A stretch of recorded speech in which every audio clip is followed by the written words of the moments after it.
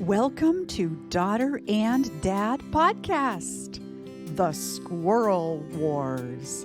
I'm Prue, and my dad and I talk about all kinds of fun things.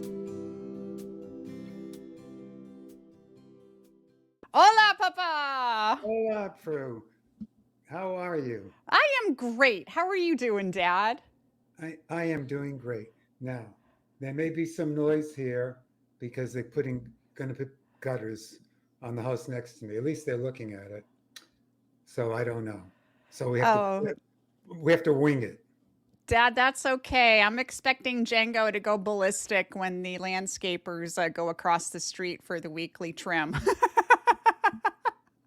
He's only doing his job. He is doing his job. Yeah, you got it. Well, do you notice I'm not in my fancy living room?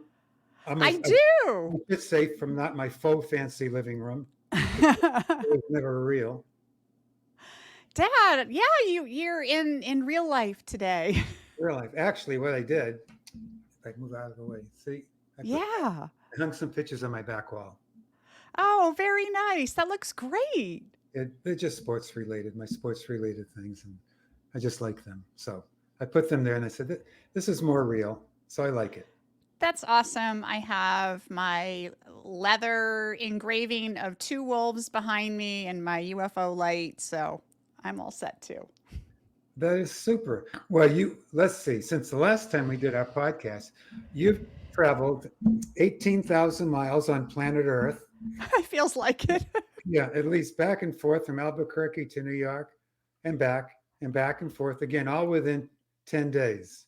Dad, it was grueling, but it was super fun too. I flew out to New York to pick up my granddaughter and then to bring her back to New Mexico to spend almost a week with me. And then I returned her back home the following weekend. So it was pretty crazy, but it was a lot of fun. And the return happened in the middle of the CrowdStrike IT blackout.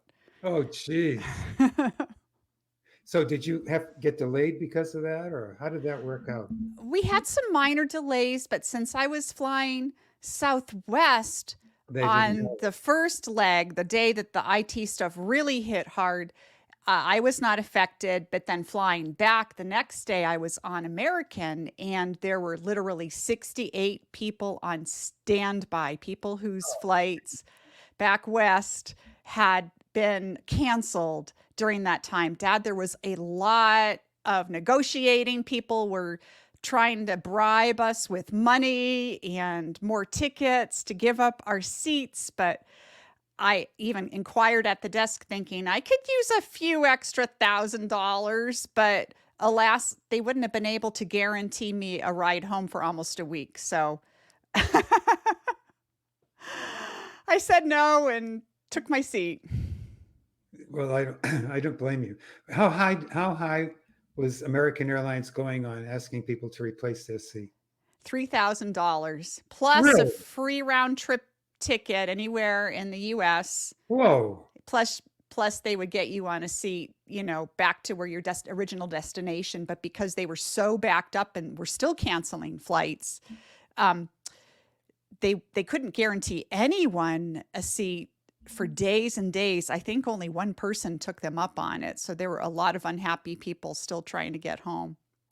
I think I would have taken them up on it and taken a Greyhound. Although going to Albuquerque would have been about a 7-day ride. I know, that's right. And I had stuff that I had to do here. So I just made it home. Plus I was exhausted from a week with a 9, almost 10-year-old girl. She kept you going. Dad, we had the greatest time. We went to the zoo. We went to the aquarium. We drove around town. I took her to all her favorite art stores. We did arts and crafts, and we taught Jengo some tricks. We taught him to jump through a hula hoop a couple feet off the ground. Oh. Okay, go. Okay, Jengo, come on. Well, I feel like I've been doing that all my life. Dad, Jengo's still far behind us, but he's trying to catch up. He'll learn to jump through hoops to get through life. He will. He will. I was telling a guy yesterday at the gym, his son is going for a doctorate in cello performance at Texas Tech. And I said, well, when he eventually gets his committee, I said, I'll give you my advice that I would give to my students when they were forming their committee. If someone asks you to do something, a committee member, you just say to that person, how high do I jump? You want me to roll over? I'll roll over. And whatever they say, Yeah. do it. Dad, And that you is improve. such great advice for especially for academia and for pretty much any workplace. And it's also the reason why I have been primarily self-employed my entire life.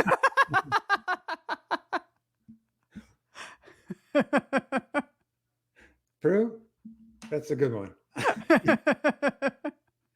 Well, I want to tell you about my amaranth plants. Oh man, Dad, we'd have to talk about gardening.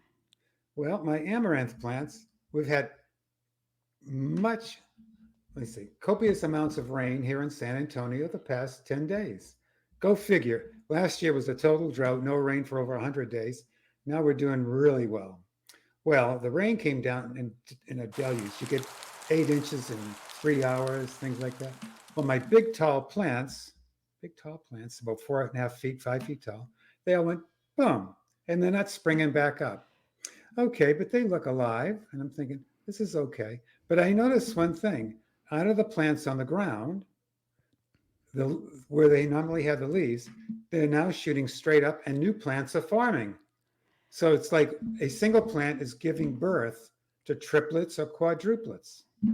Dad, that's amaranth. You can't kill it. You can't keep it down. You're going to have amaranth forever. It's so healthy and so delicious. I do love it. Do love it. That So is wonderful. it's amazing.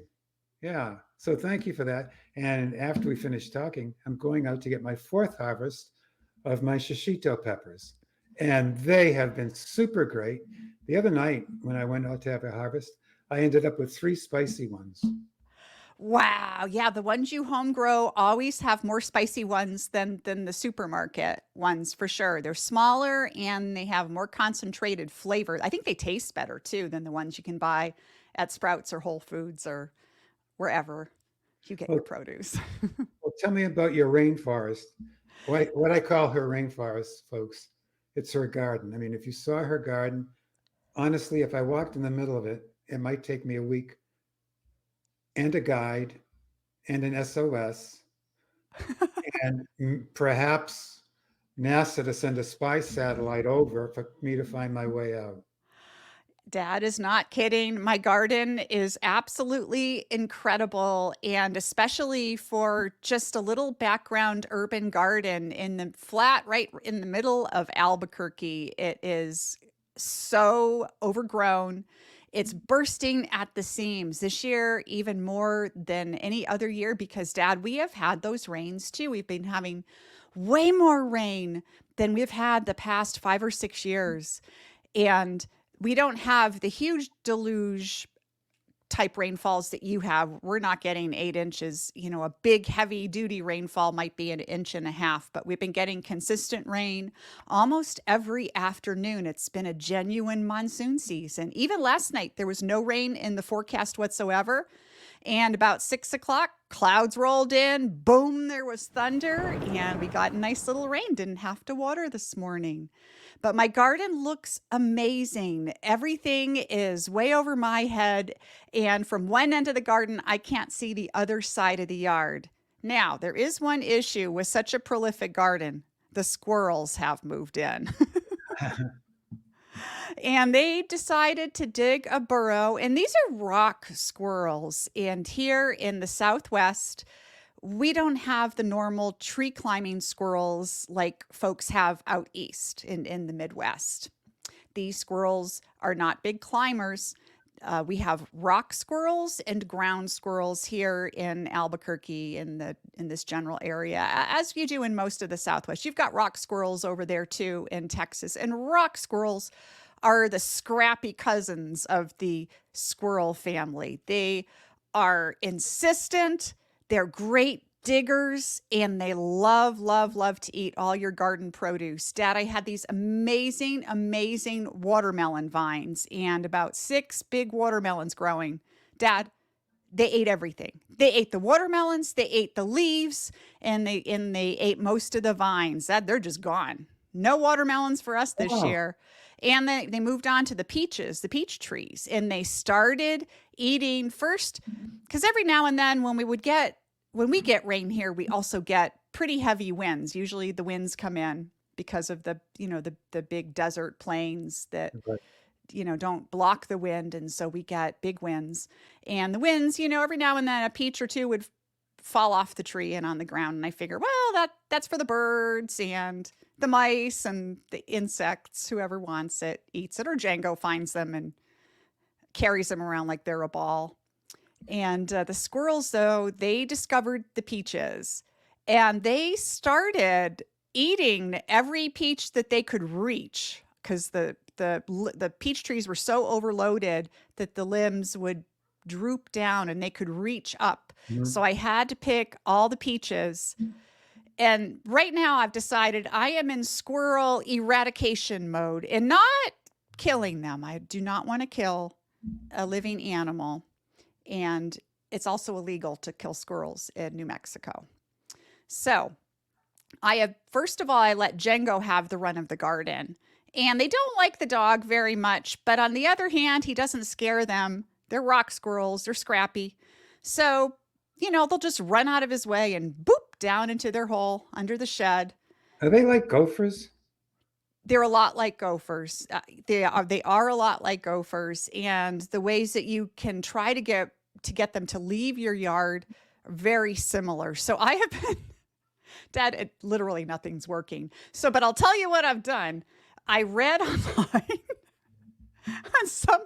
on some gardening forum somewhere where somebody swore up and down if you shovel dog poop into their holes, it'll make their whole underground palace unpalatable and they'll leave your yard. Okay, gang, this is how you do it. As you can see, we have some nice, fresh, mushy dog poop, and I am shoveling it up. Whoa! All right, I got it. Now we're going to head out to the squirrel hole on the right side of our beautiful shed. Here we go. So I'm carrying this dog poop and we're gonna plop it down right into the hole. That's where they're going, right under the shed, and I'm just stuffing it in here. This thing is so full of dog poop now. It is absolutely ridiculous, and they keep digging their way out, but this is a particularly stinky batch, so maybe this will work. Well, I've been shoveling the dog poop under the shed. Dad, every day for 2 weeks, and Daniel's not too happy about it because the shed is taking on an odor, which I keep telling him it'll air out once all that poop desiccates, but the squirrels don't even care. They don't care. I've filled up the holes. I have put the hose down the holes and tried filling them with water to get them to flee because of flooding. Dad, I've given up. I figure just a percentage of the garden is my tax for being the gardener here in Albuquerque. True. Anything I could say would probably, for suggestions, would probably be held against me. So, Dad, I've heard it all. Listen, Daniel's like, I'm going to go get a BB gun. Or, he's like, I wonder if rat poison would work. I'm like, no, I was, that's illegal. That's against the law. Plus, I was wondering if drop a firecracker down the hole. oh, okay, we did do this. They do sell these. They look like big, huge firecrackers. They don't make a noise. They're smoke bombs. It's pretty much just like Yeah. a fireworks smoke bomb. And they sell these, and you can light one and shove it down in the hole, and it creates this big smoke through the hole that drives them out. And they don't like the smell of it. allegedly, and so they won't come back. That is what they promise. And so we did buy a pack of these, 6 of them, Dad, and we tried to smoke them out. So now the shed smells like smoky poop. It didn't work, Dad. Those rock squirrels, they are just here to stay. And so after the growing season and after the whole season, and when the squirrels are a little slower and they're not in this chaotic breeding stage, Daniel's going to shore up all of the squirrel holes and make big barriers around in the ground that you can't see so that they can't then dig again and get under the shed. But right now we're just in squirrel survival mode. I thought you were going to say you were going to hire one of these cement trucks just to pour cement right down in the hole. No. I'm only kidding, folks. Don't report me to anybody. I'm sure Daniel has thought of that. You can call, they do have exterminators that are licensed by the state, and they will come and take care of the problem. It's also very expensive. It's like $850 for them to. Because I did look that up. I was starting to feel very despondent losing the watermelons, and they've also been eating my rose bushes, the peaches. But, I was thinking of getting a trap and relocating them. That's also illegal here in New Mexico, but people do it. Yes, it is. You're not allowed to remove livestock. The only time that you can do anything involving a squirrel here in New Mexico is during squirrel hunting season, which runs in the late fall. So around October, November. At that point, because the breeding season is over, you are allowed to kill them at that point or relocate, but you cannot do it up until then. So, maybe by then we could get some of those have a heart traps and traps the squirrels. I don't even know how many are under there at this point, and bring them up to the mountains and the foothills and let them go there. My guess is they'd find their way back. They would remember they had watermelons and peaches down the hill. Got it. The only time I had a problem with squirrels here was with a bird feeder. And what I did was to buy a squirt gun. And when I'd see them, I'd squirt them with water. Well, all they did was take a shower. So I eventually had to buy a bird feeder that if the squirrel put its weight on it, the feeder closed and it couldn't get any food. So when the birds throw out seeds and they drop on the ground, the squirrel comes and eats it. That's okay with me. I said, we're one happy family now. We can live with each other as long as you're not hogging all the seed. Aww. I wish that there was such a contraption for my peach trees and the watermelons, but there is not. And, they're not the only little pests around. We have our insects that also go after things, and the birds, of course. I had to put netting over the big grapevine. We have so many grapes, Dad. Give me that photo. Yeah. This morning I went out and I picked 3 of the big quart mason jars full of grapes, and I didn't even dent the grape supply. So, all right. Yeah, they're so good. And the peaches, we have over 200 peaches that are ripening in paper bags in the laundry room. And we've been having peaches every morning. So it's been good eats, even with the squirrels around. That is good, Prue. Good for you guys. Yeah. Yeah. Well, let's see. I had a friend at the gym, and I thought of you guys too, because you've lost a couple dogs. And he came into the gym yesterday, and I know him from church, and he's a pilot in one of the major airline companies. So he doesn't come every day, but when he's not flying, he comes in and we talk. But yesterday I waved to him. He just walked right over to me, and he had this big sorrowful face. And I said, "Hey, what's going on?" And he said, "My dog died yesterday." And he had the dog for 16 years. And you could just see that he was grieving. He was just so disappointed, so hurt. You could just see that. But I said, I do this podcast on grieving. And I said, and I have one that will be coming out on Thursday. I said, what if I did a podcast on grieving about losing a pet? because we've all lost pets. We've lost Gypsy and Rascal, and uh, yard dogs, all the pets we've lost, and all the cats and everything else. And it's always grieving when you lose a pet. And I found a wonderful poem by Rudyard Kipling. And the title of the poem, was, hold on a second, I'm going to tell you, because the poem is just, it's absolutely beautiful, Prue. It's called The Power of a Dog. You're right. Aw. It's called The Power of a Dog. Look it up. So I put that into the podcast with just a brief introduction at the beginning, because the poem says it all of Kipling's attachment for his dog and the pain and the hurt it caused him. Because we all grieve, we grieve over anything we lose that's really meaningful and that we love. And so that's that story. But I think it's going to help some people out who have lost a pet, who grieve over that pet's loss. There is sorrow enough in the natural way, from men and women to fill our day. And when we are certain of sorrow in store, why do we always arrange for more?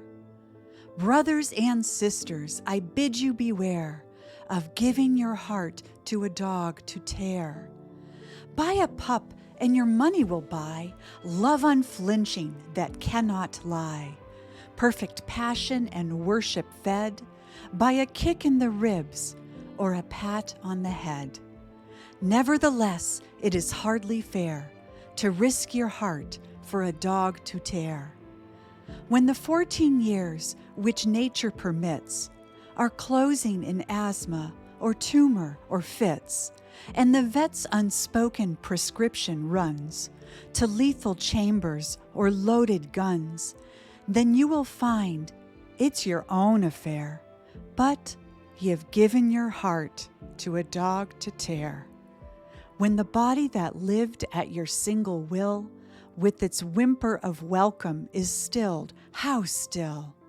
When the spirit that answered your every mood is gone wherever it goes for good, you will discover how much you care, and it will give your heart to a dog to tear. We've sorrow enough in the natural way when it comes to burying Christian clay. Our loves are not given, but only lent, at compound interest of cent per cent.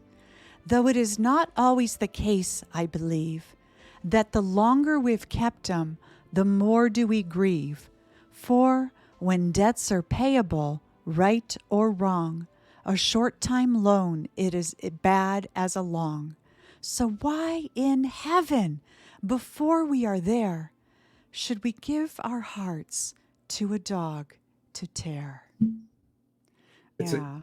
a beautiful poem, and you can feel the pain that Kipling felt as he was writing it, and the inspiration as he was writing it. My neighbor next door, all my neighbors. My neighbor across the way went to a dermatologist, and she's been diagnosed with a skin disorder. Oh no. Yeah, too much skin. That's a joke. That's a joke. Okay, that's pretty good. I will say this. I do have a very good neighbor, and that joke was not about her.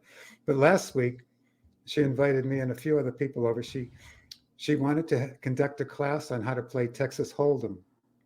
Wow. Okay, that sounds like fun. So I went over last Sunday, and she had it all set up with chips and everything else, but we didn't have to put any money in.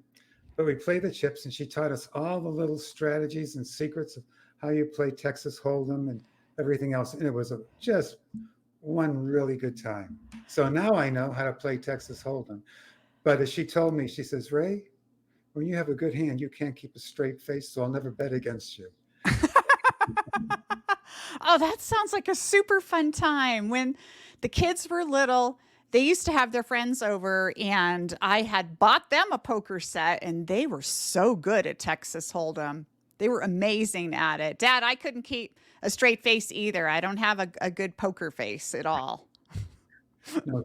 So eventually what I would do in playing over there with my friend and the other folks that were there, when she would deal the cards, I would always be like this. And she would say, I can read your eyes. And of course, That is super cute. that was super cute. Yeah. Okay, let's do it. Hey, Dad, are you going to Vegas soon so you can try out your new Texas Hold'em skills? It's in my future, and it's going to be coming up in a little while. I can't wait to go. And I'm hoping to come back a big winner. Oh, man. At least something over zero. Well, I can't wait to hear about your Texas Hold'em adventures in the big time. Well, I'm going to play at the low money table. I won't be playing at the high money table. Yeah. Well, what do you got planned coming up? Let's see. What do I have planned coming up? Sunday, we are going for a hike and taking Jengo with us. Up in the mountains. This is going to be his first mountain hike since he almost killed Daniel.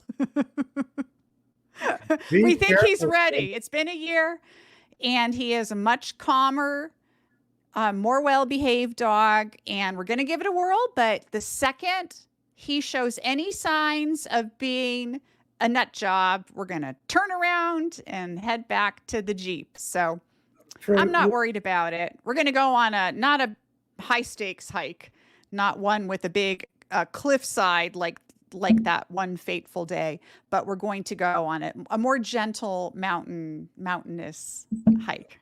Okay, folks, here's Prue. Now, I'm not being sexist here. Prue is going out with two males. And we both know what will happen when the males get out 100 yards away. They're going to start doing goofy things like they'll say, oh, yeah, I know where we're going. And they won't look at the GPS. They won't take a compass. And they'll say, Prue will say, did you take enough water with you? And they'll say, oh, yeah, we got plenty of water. Then halfway, 2 miles in, they'll say, hey, Prue, do you have the water? Fortunately, she knows all these tricks. And she'll be carrying a big backpack with a compass, a cell phone, and water. Am I right? A million snacks and a million dog treats. Dad, you are 100% correct. 100% correct. If I don't bring all the goods aren't even going to make it there. So I've got to stock up and make sure that those men can make it through. Well, as one of the themes going on with the election is put a woman in charge. So that's right. We're putting a woman in charge on this hike. There you go. All right. Well, Prue, this has been fantastic. Dad, this was great. Yeah. You look great. You always look great. I love how you're keeping the longer hair going, Dad. Gonna keep it going, right? Yeah, lately every time my hair grows, and my hair grows so crazy fast, every time it gets down to my shoulders, I've been hacking it off, but maybe I'll let it grow this time. I don't even know. Who knows, right? Who knows? It's cute no matter what. You get that one right. Well, adios, amiga. Adios, Papa. Questions. Questions. If somebody, a beekeeper, were coming to your public library, would you like to go to a lecture on beekeeping and on honeybees? And what great dog did you have in your life that perhaps you've lost? For me, it was Gypsy, German Shepherd that would catch frisbees for me, throw the ball a mile in the air, and she would track it and catch it and go running with me. I still love that dog to this day. Gypsy was an amazing, amazing companion. Absolutely amazing. Very protective of the family. Very protective. Lucky I didn't get sued. I know. It's like Jengo, Dad, last year. That was Jengo last year, but he's come so far. Well, Gypsy never bit anyone, except me trying to get the ball out of my hand. I love you, Prue. Be good. Love you, Dad. Hey, thanks for listening. Please leave us a comment, a thumbs up, and subscribe. We love each and every one of you.